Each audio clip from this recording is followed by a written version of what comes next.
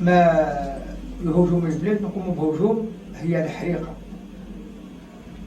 والطيخ والبوم هي مفاجأة هي غير باش تخوفوهم زعما. حنا كنقول الماتريال السلاح ما عندناش. ما كاش سلاح، ما على بالي ما كاش سلاح. خلاص كون جا السلاح فوتو صنع به قداش السلاح ما كاينش. صح.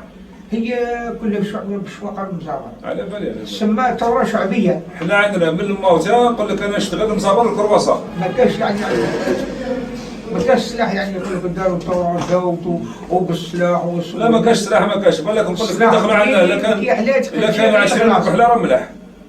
السلاح وما كاين القواب بالبومب هذا الكروناد وهذا ما كان حتى شي سلاح يعني ما يدير شي يعني يعاون البارود وشويه هجوم مش واقع.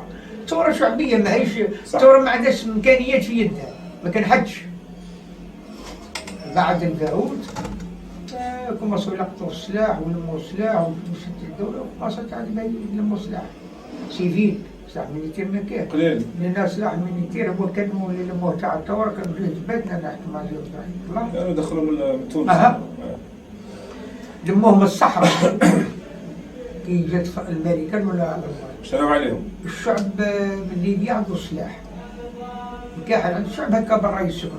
عندكم كحله بحاله بها بالكرفور بحاله شهور داروا 300 كحله في بالنا 300 كحله هذه كانوا هما يوزعوها على مستوى القبائل والجزائر وهنا قسم خلاوها عندهم. كي ندام في الثوره قالوا حنا السلاح هذا تاعنا ما ندوش دبروا ديروا كيما حنا ولا ما شاويه صعبه. قال لك شاوي ما نعطيوش السلاح تاعنا ما نعطيوش السلاح تاعنا يسمعوا داروا مصلى هنا ما عندناش.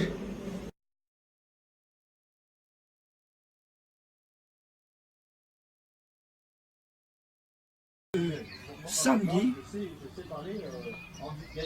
jour de l'insurrection, je me suis arrêté sur la route après la place du cimetière. Et là? Sur la crête de la Mechta. Et je me suis arrêté, je suis descendu de la voiture et j'ai contemplé ce désastre pendant plus de 5 minutes. J'étais suffoqué de ce qui s'était passé et j'entendais pas une âme, simplement le craquement des flammes, du vent et la fumée. Au bout de 5 minutes, j'ai pris la décision de traverser la Mechta qui était en pente douce, qui partait du cimetière en descendant vers la prise d'eau. Et j'ai traversé la Mechta. Bah dis donc, t'étais pas trouillard, hein. Et en traversant... Tout seul t'étais? Tout seul. Et en traversant la Mechta,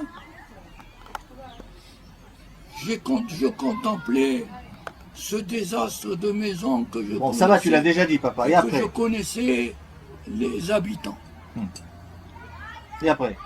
Et je suis arrivé pas très loin de la prise d'eau. J'ai commencé à ce moment-là à entendre des bruits de gémissements et des pleurs. Et c'était donc les femmes et les enfants qui chialaient parce qu'ils étaient restés combien d'heures sans manger? J'ai continué à avancer environ une 50aine de mètres et je vois arriver vers moi 4 femmes et 5 enfants. Donc ils étaient dans un état épouvantable. J'étais incapable de pouvoir faire quelque chose. Je pose la question à ces pauvres femmes qu'elles voulaient tout dire en même temps, mais je leur ai posé une question et je leur ai dit que puis-je faire pour vous tout de suite, là maintenant. Alors elles m'ont répondu, si tu veux bien, va nous chercher 2 gargoulettes d'eau et puis un peu de pain pour les enfants. Et puis si tu as un peu de lait à la maison, coupe-le avec de l'eau, du lait de vache, coupe-le avec de l'eau pour les petits-enfants parce que les mamans n'ont pas de lait pour leur donner. C'est-à-dire entre femmes et enfants et toute la famille, ils étaient à peu près 80 personnes.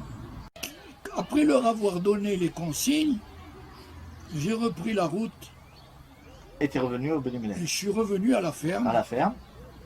Et Et au virage en bas, quand je suis arrivé à la ferme, la seule personne que j'ai rencontrée du circuit que j'ai fait à 2 reprises en allant de la ferme à la Mechta, aller-retour, j'ai rencontré Weshkoul, Lucien Bionneau. Lucien Bionneau. La seule personne que j'ai rencontrée sur la route. Alors, il m'a dit, moi je les ai vus passer. Par contre, les rayons, ça lui a... Ah, quand ils sont descendus, les hommes. Ouais, quand les hommes sont passés avec l'armée et les bêtes, il a vu passer les 4 camions et les camions militaires. Il y avait un camion, il y avait tous les hommes dedans. Dans un autre camion, il y avait toutes les bêtes. Dans un autre camion, il y avait l'armée dedans. Ils ont mis les bêtes aussi. Ah, tout. Les chèvres, les bœufs. Les chèvres, les moutons, les vaches. les vaches, ils ont tout emmené. Même les poules et les lapins, ils les ont égorgés sur place et ils les ont mis dans des sacs.